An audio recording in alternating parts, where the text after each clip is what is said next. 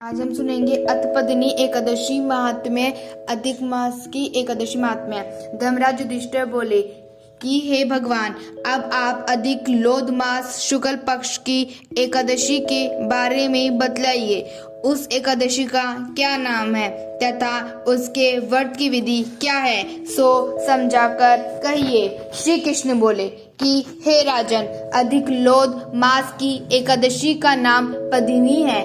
इस एकादशी के व्रत से मनुष्य विष्णु लोक को जाता है। हे राजन, इस विधि को मैंने सबसे प्रथम नारद जी से कहा था। यह विधि अनेक पापों को नष्ट करने वाली तथा मुक्ति और भक्ति प्रदान करने वाली है। आप ध्यान पूर्वक श्रवण कीजिए। दशमी के दिन व्रत को शुरू करना चाहिए और कांसे के पात्र में भोजन मांस, मसूर, चना, कोदो, शहद, शाक और पराया अन्न दशमी के दिन नहीं खाना चाहिए। इस दिन हविष्य भोजन कराना चाहिए और नमक भी नहीं खाना चाहिए। उस रात्रि को भूमि पर शयन करना चाहिए और ब्रह्मचर्य पूर्वक रहना चाहिए। एकादशी के दिन प्रातः उठकर नित्य क्रिया से निवृत्त होकर दातून करनी चाहिए और 12 कुल्ला करके पुण्य क्षेत्र में स्नान करके चला जाना चाहिए।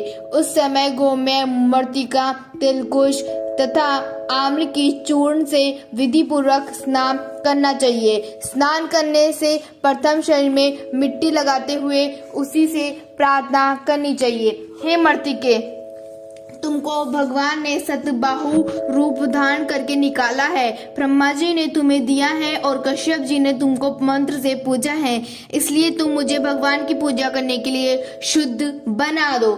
समस्त औषधियों से पैदा हुई गौ के पेट में स्थित रहने वाली और पृथ्वी को पवित्र करने वाली तुम मुझे शुद्ध करो। ब्रह्मा के थूक से पैदा होने वाली रात्रि, तुम मेरे शरीर को छूकर मुझे पवित्र करो। हे शंख चक्र गदाधारी देवों के देव जगन्नाथ, आप मुझे स्नान के लिए आज्ञा दीजिए।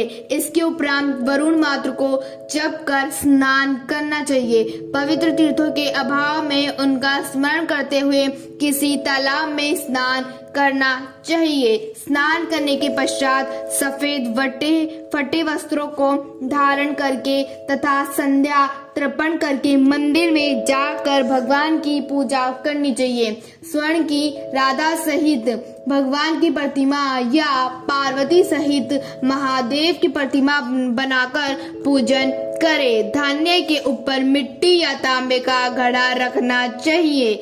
उस घड़े को वस्त्र तथा गंध आदि से सुशोभित करके उसके मुंह पर तांबे, रुपया, सोने का पात्र रखना चाहिए। उस पात्र पर भगवान की प्रतिमा को रखकर धूप, दीप, नैवेद्य, पुष्प, चंदन आदि से उसकी पूजा करनी चाहिए। उसके उपरांत भगवान के सम्मुख नृत्य गान आदि करे। उस दिन पति तथा राजस्वला क्षत्रिय स्त्री का स्पर्श नहीं करना चाहिए। उस दिन असत्य भाषण तथा गुरु और ब्राह्मण की निंदा नहीं करनी चाहिए। उस दिन भक्तजनों के साथ भगवान के सामने पुराण की कथा सुननी चाहिए।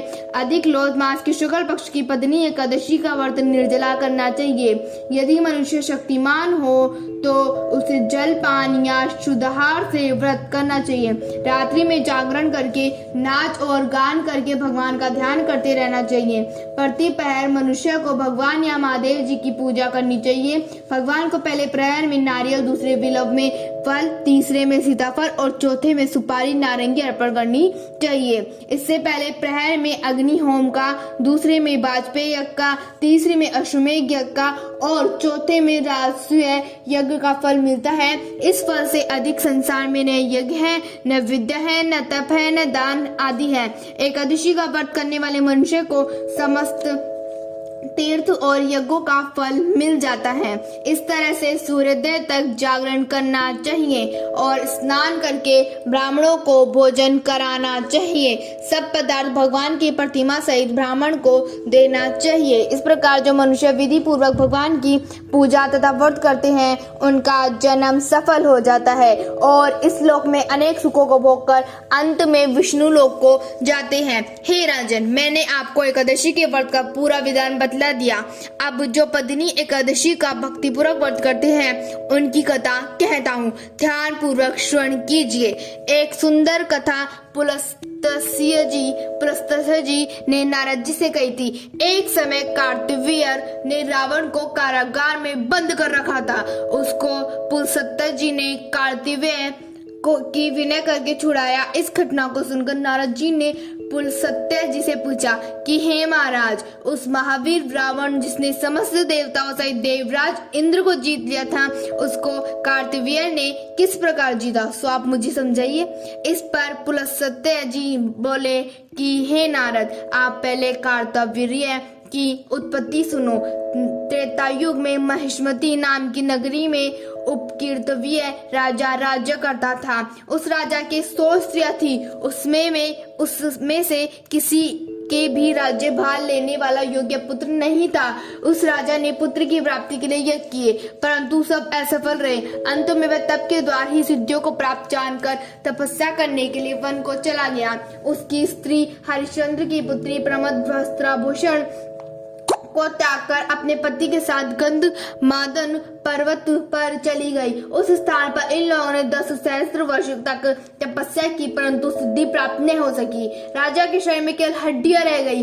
यह देखकर प्रमदा ने विनय सहित महास्ती अनुसया से पूछा कि मेरे पतिदेव को तपस्या करते हुए 10 सहस्त्र वर्ष बीत गए, परंतु अभी तक भगवान प्रसन्न नहीं हुए हैं जिससे मुझे पुत्र प्राप्त हो सके। अब आप मुझे कोई व्रत बतलाइए जिससे मुझे पुत्र की प्राप्ति हो। इस पर अनुसया जी बोली कि अधिक लोध मास जो कि 32 महीने बाद है, उनमें 2 एकादशी होती है, जिसमें शुक्ल पक्ष की एकादशी का नाम पदिनी और कृष्ण पक्ष की एकादशी का नाम परमा है। उसके जागरण और व्रत करने से भगवान तुम्हें अवश्य ही पुत्र देंगे। इसके पश्चात अनुसया जी ने व्रत की विधि बतलाई। रानी ने अनुसया की बतलाई हुई विधि के अनुसार एकादशी का व्रत और रात्रि में जागरण किया। इससे भगवान विष्णु उस पर अत्यंत प्रसन्न हुए और वरदान मांगने के लिए कहा। रानी इस पर भगवान की स्तुति करने लगी। रानी ने कहा कि आप यह वरदान मेरे पति को दीजिए।